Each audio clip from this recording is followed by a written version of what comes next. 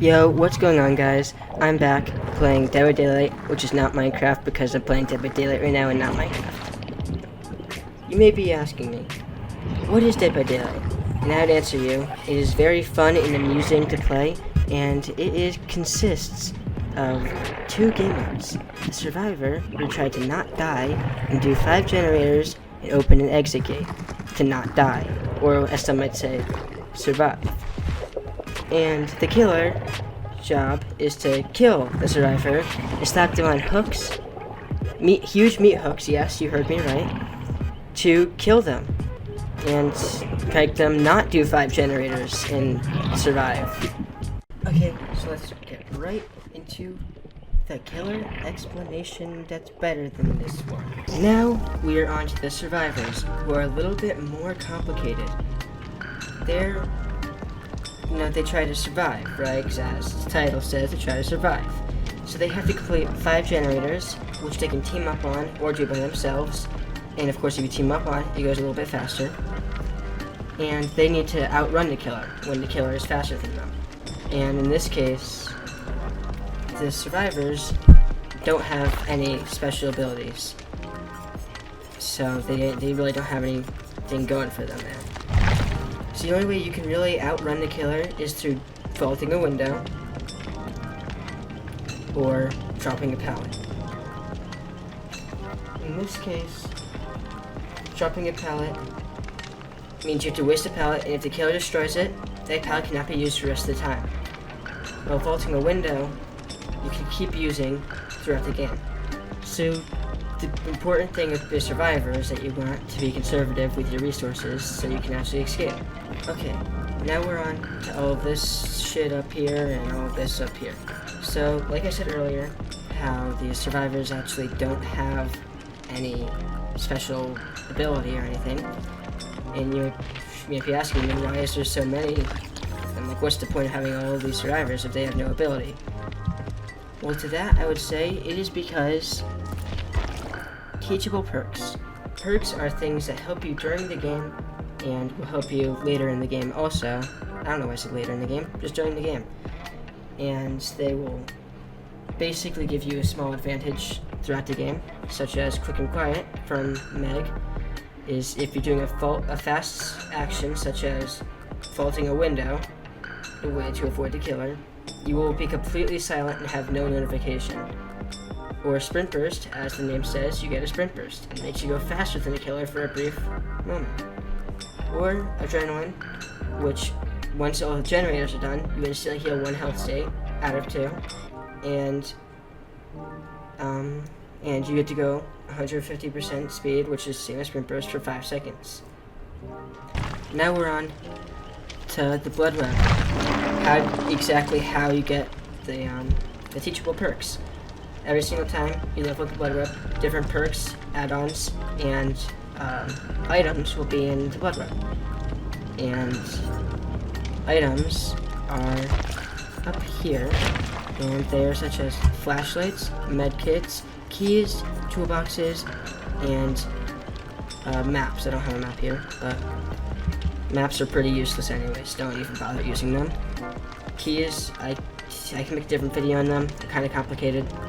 Well, flashlights, you just blind the killer. And you can do all sorts of cool stuff with flashlights also. It's not just that, which you'll probably see in the gameplay. There's medkits, which makes you able to heal faster and heal yourself. And there is toolboxes, which makes you able to repair generators faster. Now we are on to offerings, which you can still get from the blood web. They're basically just bonuses for only that game. They do not go for any other games. You lose them as soon as you play them. But they give you pretty substantial bonuses, like this one. You get 100% extra blood points, which you need and are very useful for that entire game. And it's really nice to have. And the icing on the cake is that every single survivor has a backstory, and they're pretty nice to read. I don't know, just a good time waster during quarantine. And yeah, on to the next part. What time is it? It's gameplay time. Alright guys, so when the game starts, it has the little screen of all the offerings you put in from earlier. Remember the offerings, the one-time game thing? And they're all the same thing because there's a 4th year anniversary event going on. So that just explains that. I also probably should just mention that I'm doing a voiceover after this in editing stage, so that's why I'm not speaking during the whole thing. So what I'm looking at right now is a chest. Is something that when you open you can get items such as the flashlight, the medkit, or the toolbox, and all the other stuff too. It's just what it is. So watching a generator can be kind of boring, so I'm just going to speed it up right now. I also should mention that the little circle thing where I pressed earlier on the generator is called a skill check. It is on multiple things such as healing and closing portals for the Demogorgon. You probably don't know what that is, but you can close the portals. You'll see the Demogorgon later. I think I'm against the Demogorgon in this game also, which is kind of cool.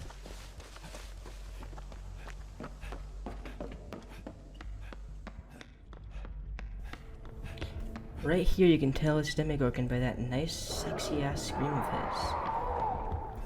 So the place I'm in right now is called the basement. You can get hooked there, but there's also a nice chest there you can get, and it always spawns in there. But I personally like to call it where I keep the kids. That's just me.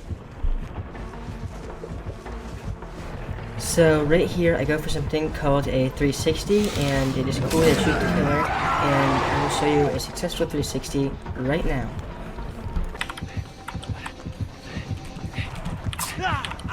Oh shit.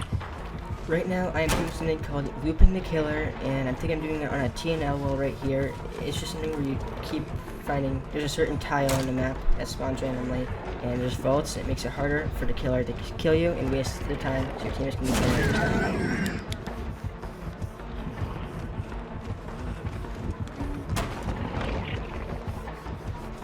So right here I'm using a perk called Dead Hard. It gives you a little boost whenever you want to when you're injured, and I use it to gain distance to get to another loop called the tractor loop and further waste this time some more.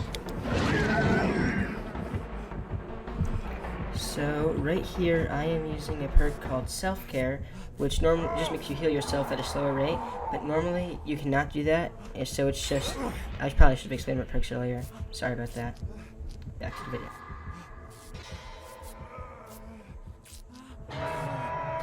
Right here, I fail a skill check for educational reasons, of course, not because I'm bad at the game. And it just basically shows the killer exactly where I am and makes me scream.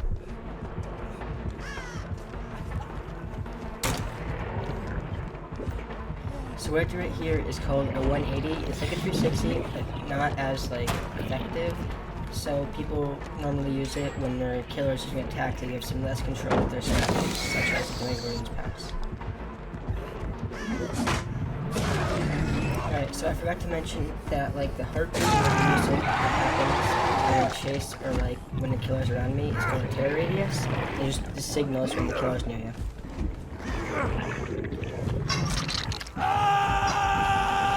So while I'm on the hook, it can get kind of boring because you have to wait for one of your teammates to get to you, because they're the only ones who can save you off the hook, unless you take a 4% chance to get off, which is not likely going to happen. So I'm just going to show you some of the other things you can do with a flashlight from earlier. I think I said that. Because flashlights are able to blind the killer and use them to make a flashlight save, and I'll show you where a flashlight save is right now.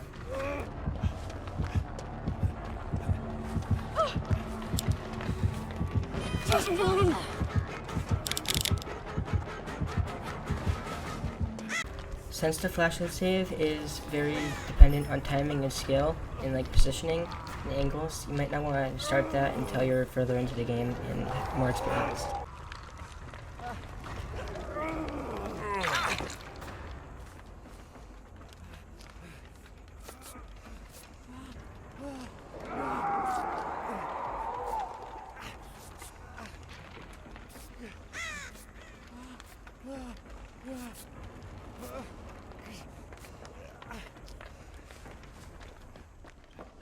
So right here, I'm going to save the person in the basement right now, but I hear the killer's hit radius, and I know he can see my scratch marks, which you'll see in killer gameplay. So I hesitate for a little bit, then I go back down to save him.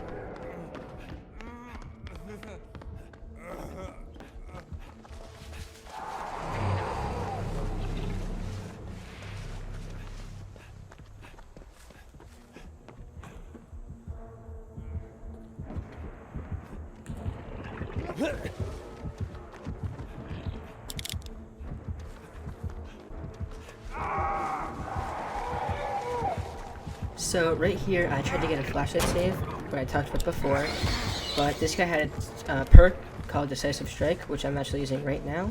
It is the bottom perk on the bottom right of the screen, and it is after you get hooked in a 60-second time frame. If the killer hits you and picks you up, you get a skill check, and if you land it, you get to get off the hook. Not off the hook, off his back.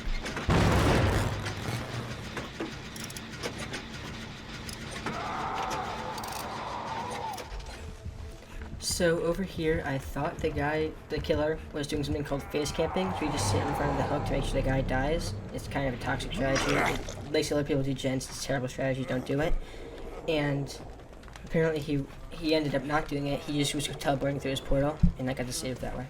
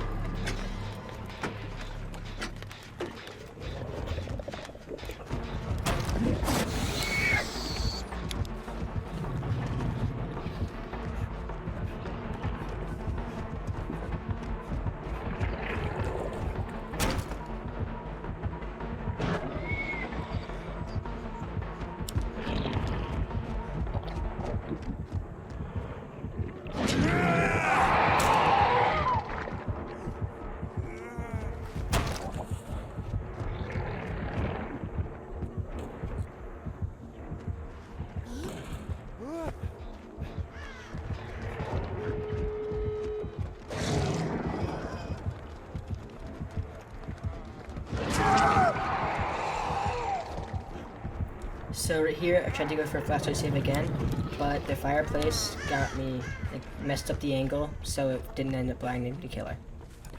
And I knew that guy was dead on hook, so I decided to not try and help him, because I was going to waste my time and not get the door open, because he would have died either way.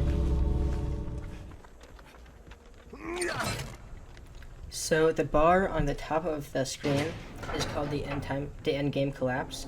It's when someone opens a door, which means my teammates didn't give me time to open the door, and they escaped, so they couldn't help me, which unfortunately led to my collapse. And something you should just 99 the door, and then wait for both people to get out, and then it's just I'm solo queuing, so not too much you could do there.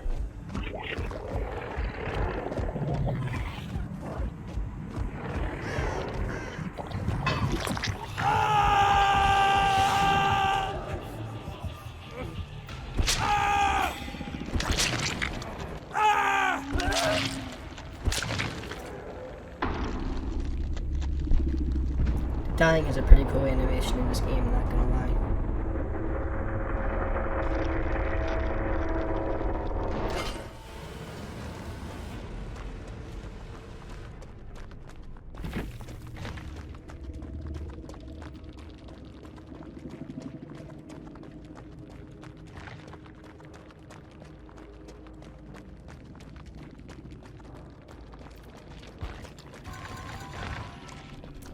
I also should mention that if you survive the match by escaping through that door, you get to keep the item you have, but if you die, unfortunately, you don't get to keep it and you lose it. So now let's go to the killer side of things. What time is it? It's gameplay time! So, at the beginning of the game, the killer can see the survivors, but the survivors cannot see the killer. So it's just kind of cool to see what items they have. As I've been doing this overlay, I have realized how depressed I sound. I am not depressed, I just speak like this, and I have a bad lisp, so that's why I speak like this. So now we're on to the offerings, right? And I brought an offering called Amori. It basically makes me to kill someone off once they've been hooked once.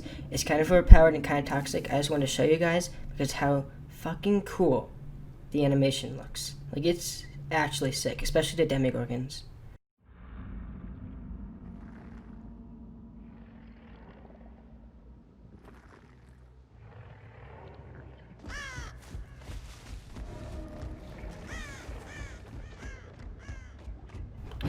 The reason that generator just became yellow is because of a perk I have called Discordance, which makes it so I have 2 people or more on our gen.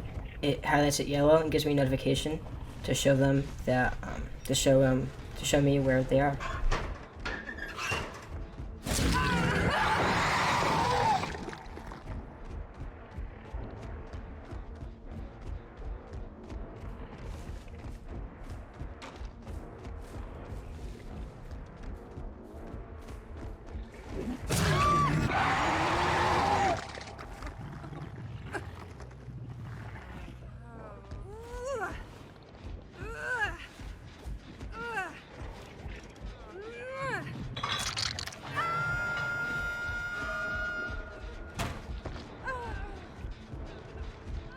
So right here, I did a thing called respecting a pallet. Is when someone's sitting next to a pallet and you try to avoid it, because if they throw a pallet on you, you get a stun. And also, the pounce attack I did breaks pallets, if you didn't know that.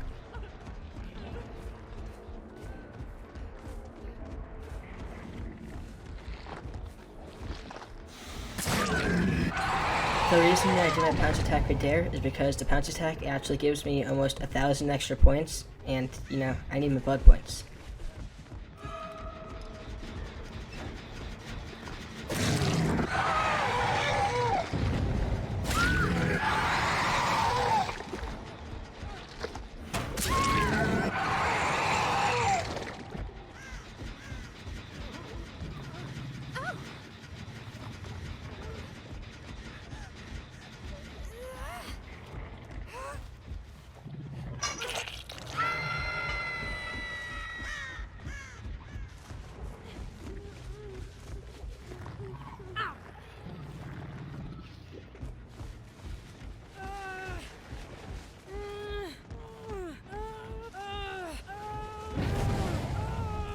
I don't know why the person on my shoulder is acting like they're having a fucking orgasm right now.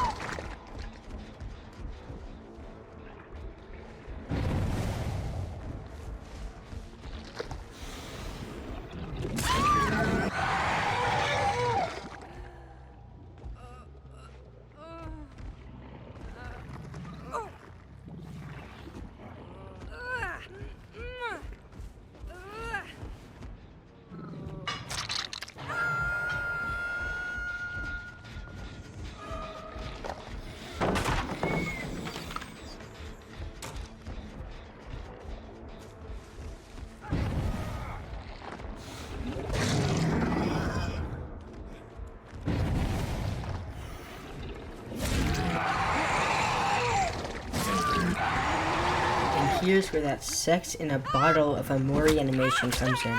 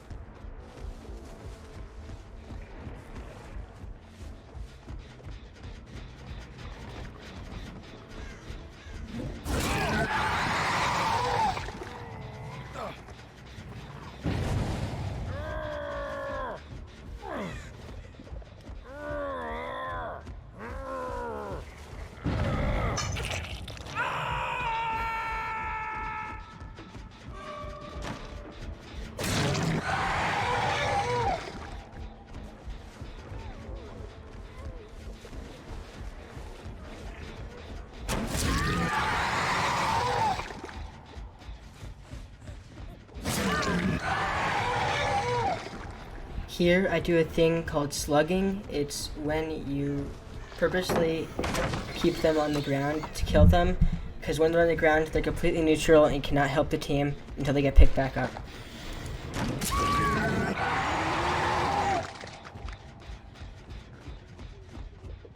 Oh, and I forgot to mention, once they are on the ground they cannot pick themselves back up without having the help of a perk.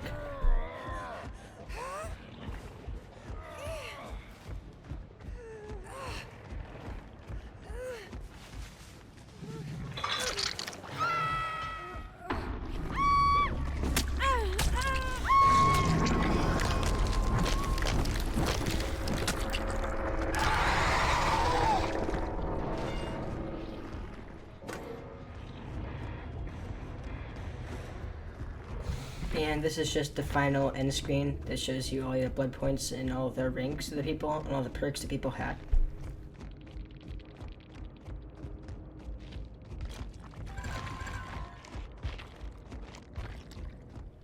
Pow, I got my dog on your screen now, and just want to say one thing before I leave, that I had fun with YouTube a while ago, but over time it just got boring for me. That's why I haven't really been uploading. And if you want me back, you gotta do one thing.